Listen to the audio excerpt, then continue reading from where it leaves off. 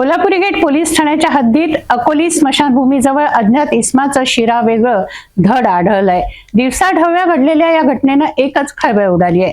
शालिग्राम यादव यांच्या शेताजवळ हा मृतदेह आढळलाय। अमरावतीमध्ये एका पाठोपाठ एक खुनाच्या घटना घडत आहेत। गुरुवारी दुपारी अज्ञात इसमाचा खून झाला। या अज्ञात इसमाचं डोकं धडावेगळं करण्यात आलं। हा निर्घृण खून कोणी केला, कोणाचा केला या प्रश्नांची उकल पोलीस करत आहेत। कोल्हापुरी गेट पोलीस ठाण्याच्या हद्दीत अकोली स्मशानभूमीजवळ अज्ञात इसमाचं शिरा वेगळं धड आढळलंय। दिवसाढवळ्या घडलेल्या या घटनेने एकच खळबळ उडाली आहे। शालिग्राम यादव यांच्या शेताजवळ हा मृतदेह आढळला।